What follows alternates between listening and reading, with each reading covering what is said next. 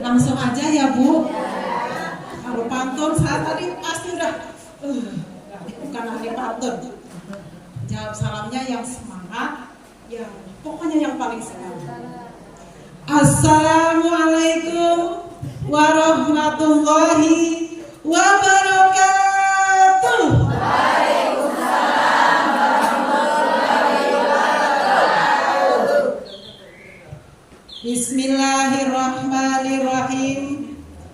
Alhamdulillah an'amana binikmatil imani wal islam wa akramana bi khilawatihi min jami'il alam. Wassalatu wassalamu ala khairil anam sayyidina wa maulana Muhammadin sallallahu alaihi wasallam wa ala alihi wa ashabihi ila akhiril ayyam. Amma ba'du. Qala Allah ta'ala fil Qur'anil Karim, a'udzu billahi minasy syaithanir rajim. Bismillahirrahmanirrahim. Ya ayyuhan nasu inna khalaqnakum min dzakarin wa untha wa ja'alnakum syu'uban wa qabaila lita'arafu. Inna akramakum 'indallahi atqakum. Innallaha 'alimun khabir. Shadaqallahul 'azim. Yang kami hormati para dosen kita yang ganteng-ganteng, ilmunya juga Masya Allah. Beliau adalah Al-Mukarram Ustadz Ahmad Fatoni Eskom. Beliau Al-Mukarram Ustadz Dr. Abdul Manaf MPD. Beliau adalah dosen-dosen kita, pembimbing-pembimbing kita, dosen yang selalu mentransfer ilmu kepada kita. Mudah-mudahan beliau diberikan kesehatan, umur yang panjang, rezeki dan keluarga yang berkah, sehingga bisa mentransfer lebih banyak ilmu yang akan kita dapatkan. Amin ya rabbal alamin. Yang kami hormati Sohibul Bait, Ibu Dewi Rizkianti dan keluarga besarnya, keluarga almarhum Bapak Jumawi, serta Ketua DKM Musola Al-Furqon yang kami hormati, yang kami muliakan Ustazah Omiati. Tak lupa kami hormati ibu-ibu jamaah Majelis Taklim Nurul Hasanah dan Majelis Taklim Al-Furqon. Juga kepada teman-teman kita yang sangat semangat dalam menuntut ilmu, tidak melihat pandang umur, ada yang senior umur, ada yang senior umur. Tapi kalau dalam di kelas sama Bu, ada yang masih merasa cucunya duduk dengan cucunya, sama mudanya. Kalau dalam majelis taklim tidak mengenal kamu yang muda, kamu yang senior, nggak ada kata tua Bu. Kalau dalam majelis taklim nggak ada yang merasa tua ya Bu. Alhamdulillah, syukur alhamdulillah senantiasa kita panjatkan keilahian Rabbi Allah Subhanahu wa taala atas nikmatnya dan izinnya kita bisa bertemu dan berkumpul di majelis ini sehingga kita mendapatkan ilmu yang bermanfaat. Amin. Salawat dan salam tetap tercurah kepada junjungan alam Nabi besar Muhammad sallallahu alaihi wasallam beserta keluarganya dan sahabat-sahabatnya. Semoga kita semua nanti di akhir zaman kita mendapatkan syafaatnya. Amin ya Allah ya Rabbal alamin. Jamaah ibu-ibu yang berbahagia, apa kabar semuanya ibu-ibu? Sehat? Pasti tentunya sehat. Kalau nggak sehat insya Allah nggak datang ke sini ya Bu. Masih dalam suasana Idul Adha, baru 1 pekan ya Bu? Ya baru. Mungkin masih ada sisa-sisa Idul Adha yang ada di kulkas. Alhamdulillah masih berlanjut, masih kita rasakan. Berarti rasa nikmat Idul Adha akan panjang ya Bu? Masih di kulkas. Kenapa waktu Idul Adha kita makan daging? Sebenarnya apa yang kita ambil hikmah dari Idul Adha? Kenapa kita harus motong? Kita mengenang kembali peristiwa Nabi Ibrahim. Yuk kita kenang kembali Nabi Ibrahim. Anggap kita dalam suasana dalam masa Nabi Ibrahim. Kita mengenang kembali pada zaman Nabi Ibrahim, peristiwa mengorbankan anaknya, yaitu Ismail. Iya, Nabi Ismail. Berarti masih ingat ya Bu. Anggap aja kita zaman Nabi Ibrahim, nggak usah lihat umurnya, tapi lihat apa di balik peristiwa Nabi Ibrahim mengorbankan putranya. Nabi Ibrahim adalah figur apa? Figur seorang rasul yang betapa taat dan takwanya dalam menjalankan perintah Allah. Demikian juga Nabi Ismail, figur seorang anak, figur seorang putra yang betapa mulianya, betapa baktinya dia kepada orang tua, sampai dia rela menjadikan dirinya untuk dikurbankan. Lantas, kalau kita mengambil hikmahnya apa? Hikmahnya apa sih dibalik kok Nabi Ibrahim seperti itu sampai tega mengorbankan anaknya? Pada hakikatnya bukan anak yang dikorbankan, tapi kepemilikannya. Ismail adalah harta. Kira-kira anak itu harta yang paling berharga apa paling berharga Bu? Anak bisa dirupiahkan tidak Bu? Berarti anak adalah harta yang paling berharga. Al-malu wal banu zinatul hayati dunya. Harta dan anak-anak adalah perhiasan. Kalau perhiasan dibuang, diambil sama Allah, kira-kira boleh apa boleh Bu? Benar nih. Itu ini hakikat berkorban adalah memberikan apa yang Allah minta, karena apa yang Allah kasih bukan milik kita, tapi itu hanya titipan. Sewaktu-waktu diambil disilahkan. Itulah hakikat kenapa kurban kita ngintip. Ada jadwal berapa menit itu MC 10 ya. Lanjut. Masih semangat Ibu? Masih. Karena pada hakikatnya kita beribadah ke atas dan ke samping. Ke atas itu ke siapa? Ke Allah. Hablum minallah, hablum minan nas. Dalam Al-Quran disebutkan dalam surat Al-Kautsar, surat yang ke-108, yaitu paling hafal kita Bu insya Allah. Hafal ya Bu? Hafal ya? Bismillahirrahmanirrahim. Inna a'tainakal kautsar. Hafal ya?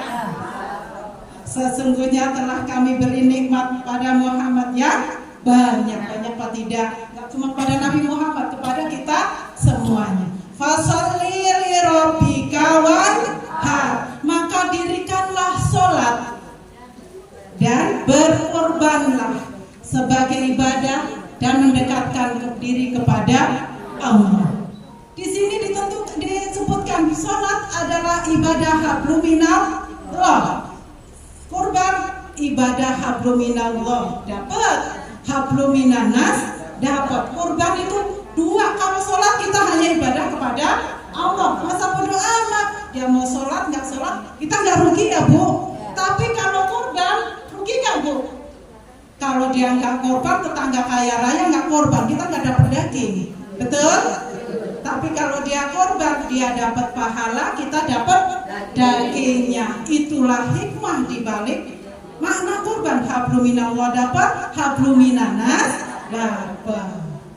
Kenapa apa yang dikorbankan? Tidak perlu berlian, Bu. Tidak perlu intan, Bu. Berlian ada yang nama berlian? Ada namanya intan? Tidak.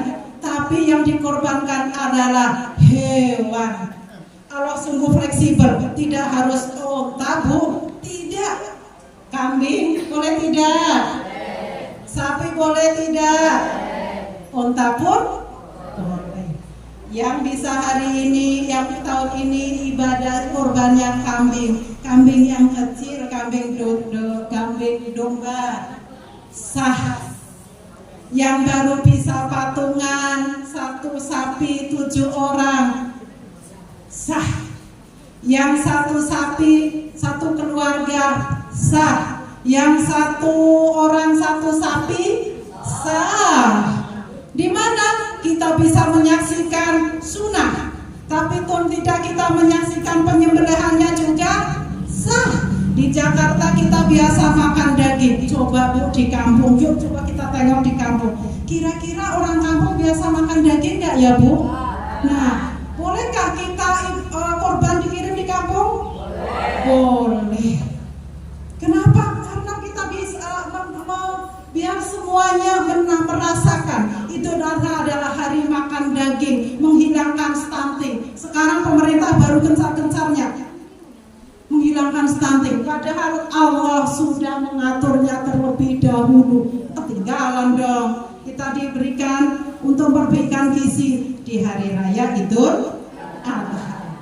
Kenapa di hari raya Idul Adha? Ada boleh tadi korban kambing, sapi, unta pun kalau di sana sih. Coba kalau diwajibkan korban unta, siapa yang mau beli unta Bu di Jakarta, di Indonesia? Dan korban adalah fleksibel.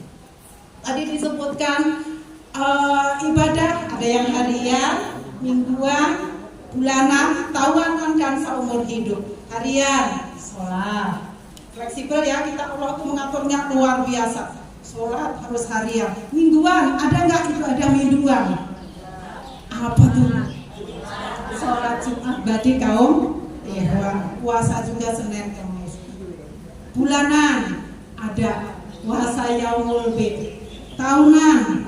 Nah, ini korban. Berkorban bukan berarti saya udah pernah korban, Bu. Korban yuk. Saya udah korban tahun kemarin. Korban adalah ibadah umur sekali dalam seumur hidup. Apa ibadah tahunan, Bu? Setiap tahun. Ini adalah korban, berarti setiap tahun kita harus, kalau yang mampu harus bisa berkorban. Kenapa? Betapa dahsyatnya pahala dan keutamaan dalam berkorban. Kapan berkorban itu disembelih, Bu? Bolehkah hari ini motong korban, Bu? Nggak boleh. Nggak boleh ya, Bu? Kapan bermotong korban? Hari Raya Tasyrik. Rasulullah bersabda, "Mamila adami."